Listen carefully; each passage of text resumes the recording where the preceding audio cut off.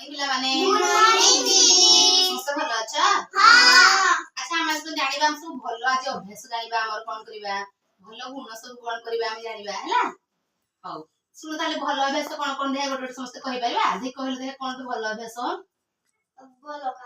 ଭଲ କାମ କରିବା ଯେ କଣ ଭଲ କାମ କରିବା ଆମେ ସବୁଦିନ କୋଉଟା ଆମର ଗୁଡ ହାବିଟ୍ସ ମାନେ ଭଲ ଆମର କରିବା ଆମ ବ୍ୟବହାର ହଉ ଆମର ଆମେ ଯେକୌଣସି କାମ କରିବା ସବୁ ଭଲ କରିବା କଣ କରିବା ଦେଖ ମୁଁ କହୁଛି କଣ କରିବା ବାପା ମାଙ୍କ କଥା ମାନିବା ପ୍ରଥମେ ସବୁ ମାନୁଛ କିଏ ମାନୁଛ ଦେଖ କହିଲା ସବୁ ମାନୁଛ କଣ କରିବା ଆମେ ବାପା ମା ଯାହା କହିବେ ସମସ୍ତ କଥା ମାନିବା ଆଉ କଣ କରିବା ବାପା ମାଙ୍କୁ କାମରେ ସାହାଯ୍ୟ କରିବା ତାପରେ ବାପା ମା ଡାକିଲେ ଆମେ କଣ କହିବା ଆଜ୍ଞା କହିବା ଆଉ କଣ କରିବା ଆଉ ଭଲ ଗୁଣ ଆମର ଯୋଉ ହାତରେ ନଖ ଅଛି ତାକୁ କଣ କାମୁଡିବାନି ନଖ କାଟିକି ରଖିବା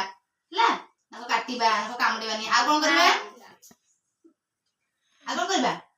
କୁହ ସବୁଦିନ ଗାଧୋଇବା ଆଉ ସବୁଦିନ ପରିଷ୍କାର ପରିଚ୍ଛନ୍ନ ରହିବା ଆଉ ଥରେ ଚୁଟି କୁଣ୍ଡେଇବା ଅପରିଷ୍କାର କରିବାନି ମୁଣ୍ଡରେ ତେଲ ଲଗେଇବା ଆଉ କଣ କଣ ସବୁ କରିବା ସବୁଦିନ ଆଚ୍ଛା ଆଉ କଣ ଗୋଟେ ଛାଡିଗଲା ଆମେ ଗୁରୁଜନଙ୍କୁ ପ୍ରଣାମ କରିବା ନାଇଁ ଗୁରୁଜନ ଆମର ଘରକୁ ଯୋଉ ଅତିଥି ଆସିବେ ଆମେ କଣ କରିବା ତାଙ୍କ ପାଦ ଧରିକି ପ୍ରଣାମ କରିବା ସମସ୍ତେ କରୁଛ ଦେଖିକି କରୁଛ ହାତ ଦେଖିଲ ସମସ୍ତେ କରୁଛ ଯିଏ ଡାକିଲେ ବି ଆଜ୍ଞା କରିବା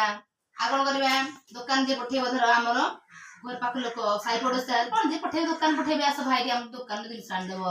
ପୁଅଟିଏ ଯିବା ଦୋକାନ କଣ କରିବା ସମସ୍ତ କଥା ମାନିବା ଯିବା ଖାଇଲା ବେଳେ ଭଲସେ ଖାଇବା ଏମିତି ଭାତ ଖାଇଲା ବେଳେ କଣ ଭାତ ତଳେ ପକେଇବାନି ନାଇଁ କି ସବୁ ଭଲ ଆଉ କଣ କଣ ଭଲ ଆସ ଦେଖ କହିଲେ ଜାଣିଛ ତମେ ଆଉ କଣ ଭଲ ଆବାସ କରିପାରିବା କୁହ ହଁ ପୋଷାକ ପତ୍ର ଆମର କଣ ସବୁବେଳେ ସଫା ରଖିବା ଯଦି ଆମେ ଅପରିଷ୍କାର କରିବା ଆମର କଣ ହବ